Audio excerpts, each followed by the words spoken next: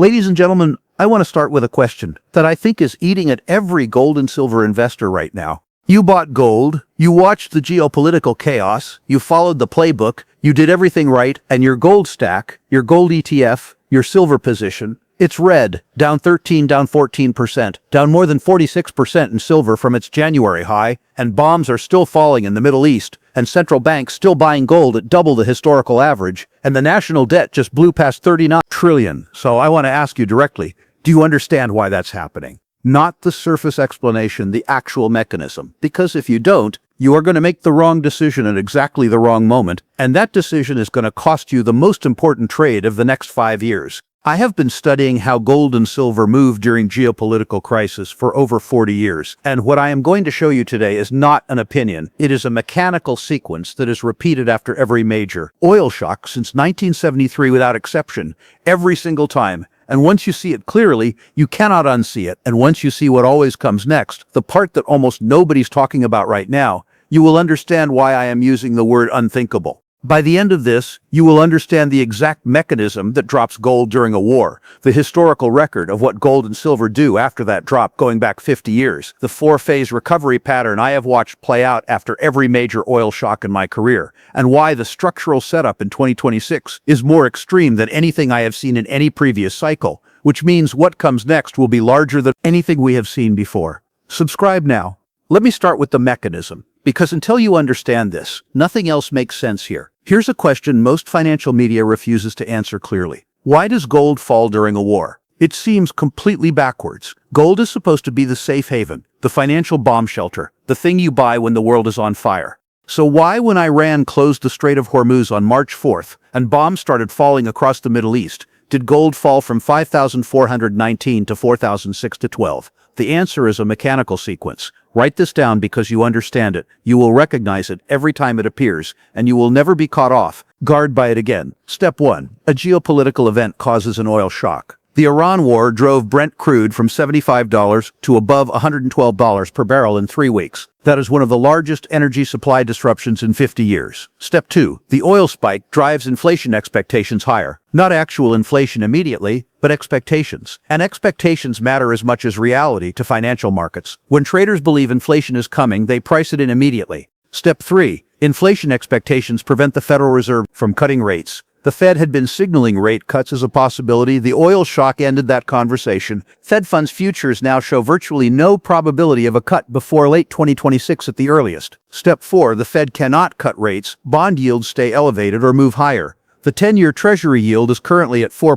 That is the level at which a risk-free U.S. government bond guaranteed by the full faith and credit of the United States pays you 4.39% annually, with no credit risk, no volatility, no storage cost, zero. Step 5. When bond yields are at 4.39%, the opportunity cost of holding gold, which pays nothing, rises significantly. Institutional capital does the math. Some of it rotates from gold into treasury bonds. Step 6. Simultaneously, global investors seeking safety buy U.S. treasuries. That demand for dollar-denominated assets strengthens the dollar. The dollar index rose above 100. A stronger dollar mechanically suppresses the dollar price of gold because gold is priced in dollars. And when dollars are worth more, it takes fewer of them to buy an ounce. 3 headwinds hitting simultaneously, all 3 caused by the same oil shock that should, by every conventional understanding, be bullish for gold. This is why your gold is red while the world burns. And this is why it has always been red for a period during every major geopolitical oil shock in the last 50 years. But here's where the story changes completely, because this mechanical suppression does not last. I have watched it resolve the same way every single time, and I had to show you the historical record, not as a promise, because past performance is not a guarantee of anything, but because the pattern is so consistent and so structurally grounded that ignoring it would be the most expensive mistake you make. OPEC cuts production, slaps an embargo on the United States, oil goes from $3 to $12, a 4-fold increase, gold initially drops, and then gold rises 150% over the following 2 years. When you zoom out to the entire 1971-1980 period, the full arc of the oil inflation disaster that began with Nixon ending the gold standard, gold rose 2,300%, not a typo, 23. The Iranian Revolution, the Shah falls, oil production collapses, oil prices go to levels that seemed unthinkable at the time. Gold does nothing immediately, then over the following 12 months gold rises 80, then in the year after that another 10%. Gulf War, Iraq invades Kuwait. Oil spikes, gold pops roughly 10% in a few weeks. Energy stocks and defense stocks outperform everything. The post-9/11 world markets crash, panic everywhere, and then gold begins a decade-long bull run from $250 per ounce, which was its price at the time, all the way to $1,000. That is a 660% move over 10 years. Russia invades Ukraine. Gold breaks through $2,000 for the first time, new all-time highs, every major oil shock in the last 50 years, followed by significant gold outperformance. Not because of luck, not because of coincidence, because the mechanism that temporarily suppresses gold during the shock, higher yield, stronger dollar, forced institutional selling, eventually reverses, and when it reverses, the structural case for gold reasserts itself with full force. Now here is what I need you to understand about 2026 specifically, because what makes this moment different from every previous cycle is not the war, it is the structural conditions the war landed on top of. In 1973, states' national debt was approximately $500 billion. Today, it is $39 trillion. That is not a larger version of the same thing. That is a fundamentally different fiscal reality. 1973, central banks were selling gold. Today, central banks are expected to purchase approximately 755 tons of gold in 23 consecutive years of purchases above 1,000 tons, followed by continued elevated buying. That is not diversification. That is strategic repositioning at a level the gold market has never seen. 1973, there was no silver supply deficit. The silver market is navigating a period where industrial consumption continues to outpace mine supply, resulting in a fifth consecutive year of market deficit. 5 consecutive years of demand exceeding supply, 5 years of inventory drawdown, 5 years of a structural imbalance that does not resolve itself because silver mine supply is largely a byproduct of other metals. You cannot simply decide to produce more silver in response to a price signal. In 1970, today silver goes into every solar panel, every electric vehicle, every AI data center, every defense system, every semiconductor. The industrial demand base that silver's price rests on today is structurally larger, structurally more inelastic, and structurally less replaceable than anything that existed in any previous cycle. The Federal Reserve had room rates to 20% under Paul Volcker to fight the inflation the oil shock created. That response, brutal as it was, broke the inflationary cycle. Today, the Federal Reserve is paying $1.3 trillion annually in interest on $39 trillion in debt. It cannot raise rates to 20%. The arithmetic does not permit it, which means the oil shock from the Iran war is embedding into an inflationary environment that cannot be addressed through the same mechanism that resolved the 90s.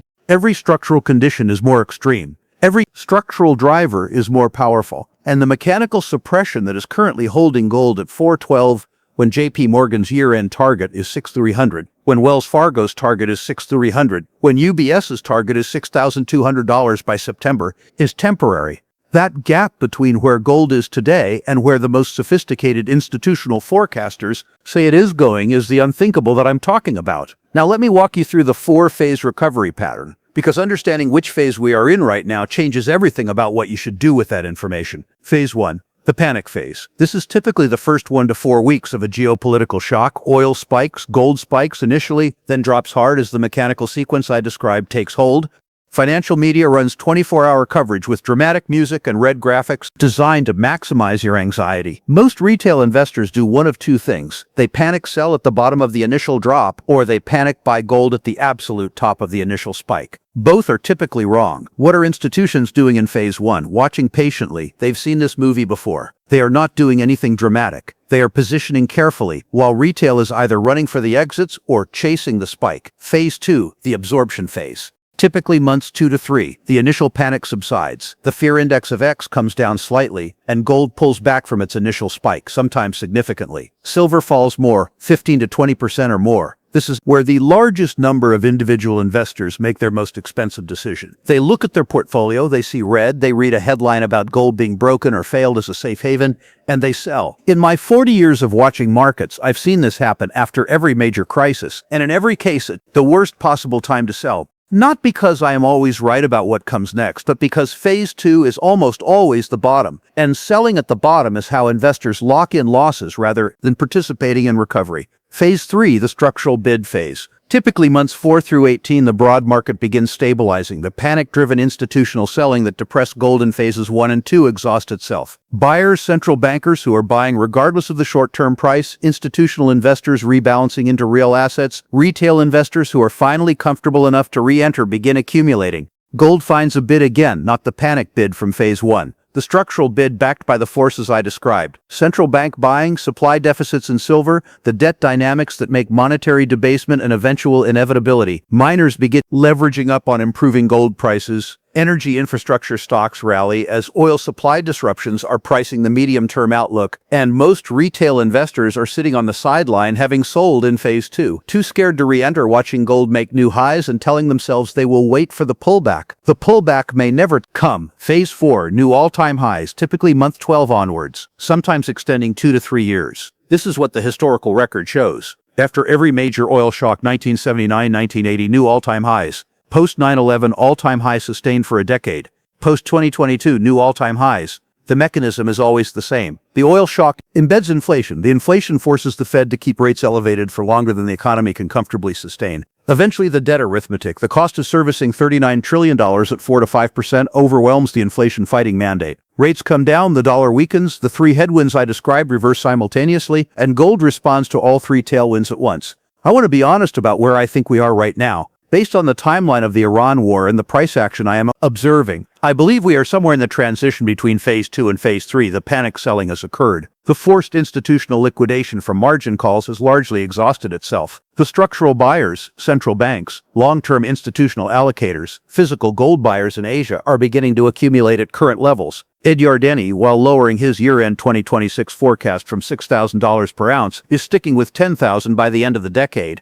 That is not a bubble forecast. That is a debt cycle forecast. Now, I want to address something that I think is the most important insight I can give you about silver specifically, because silver's story in this cycle is different from gold, and it is different in a way that most investors do not fully understand. Gold led the initial phase of the trend, responding to sovereign and monetary drivers, while silver initially lagged before reacting with a delayed but higher velocity move. This dynamic, where silver often trails gold's initial breakout but moves with greater intensity, creates a natural expansion-contraction in the ratio. In the 1979 cycle, silver did not just follow gold. It outperformed gold by a factor of 3 times. Gold rose approximately 276% from the Iranian Revolution to its 1980 high. Silver rose from roughly $5 to $50, a tenfold increase. The reason silver is both a monetary metal and an industrial metal, in a crisis, the monetary properties drive the initial move, but as the crisis embeds into the economic system, properties add a second engine that gold does not have. In 2026, that second engine is more powerful than in any previous cycle. Solar storage panel installations worldwide require silver as a conductor, and that demand is not price sensitive at current levels, because the cost of silver is a fraction of the total system cost. Electric vehicle production requires 60 to 80 grams of silver per vehicle, compared to 15 to 20 grams in a conventional car. AI data center cooling systems, defense electronics, satellite communications, all of them require silver, and none of them can readily substitute other materials without significant performance degradation. And then there is the supply constraint. The market is navigating a period where industrial consumption continues to outpace mine supply, resulting in a 5th consecutive year of market deficit. Supply elasticity remains low as most of the silver is mined as a byproduct, meaning production levels are often dictated by the economics of copper, lead, or zinc rather than silver market trends. 5 consecutive years of deficit, no supply response coming, in industrial demand base that is growing in applications where silver has no viable substitute. And China, which controls approximately 60% of global silver refining capacity, has restricted silver exports as a strategic material. When the monetary bid returns to silver, which the historical pattern says it will in phase 3, the industrial demand that has been running continuously throughout the crisis period adds to it rather than subtracting from it. That combination is what produces silver's characteristic pattern of lagging gold on the way up and then overtaking it dramatically. Let me close with the 2 indicators I am personally watching to identify when the reversal from phase 2 to phase 3 is fully arrived. The first is the US dollar index, currently elevated above 99 due to the petrodollar demand surge created by the oil shock. When the DXY falls back below approximately 97, the primary mechanical headwind on gold prices diminishes. This will happen when oil stabilizes, when alternative supply routes through Saudi pipelines and Emirati bypass infrastructure absorb enough of the Hormuz disruption to reduce the emergency dollar demand that the oil shock created. The second is the 10-year Treasury yield, currently at 4.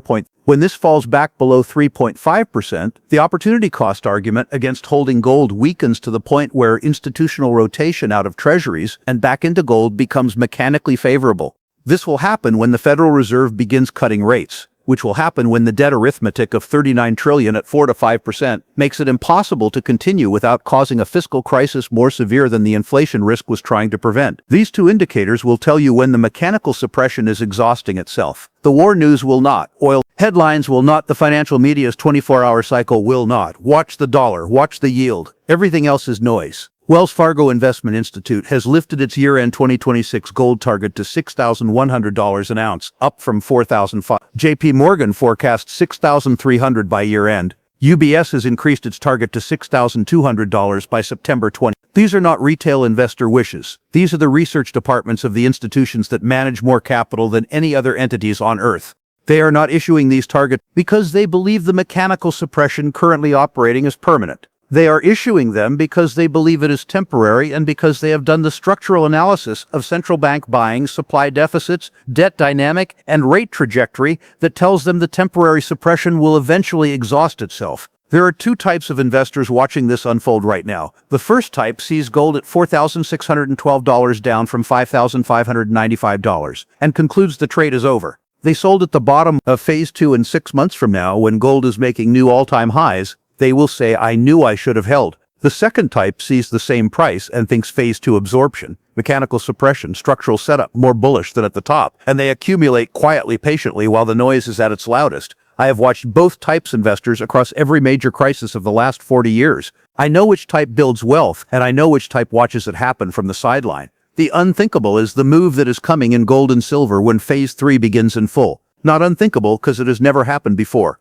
It has happened after every major oil shock in 50 years. Unthinkable, because the structural conditions underlying it are more extreme than anything I have seen in 4 decades of watching these markets. More debt, more central bank buying, more silver deficit, more industrial demand, more fiscal constraint on the Federal Reserve. Watch the dollar, watch the yield, be patient, and do not let a phase 2 sell-off make you miss the moves that every major institution on Earth is already calculated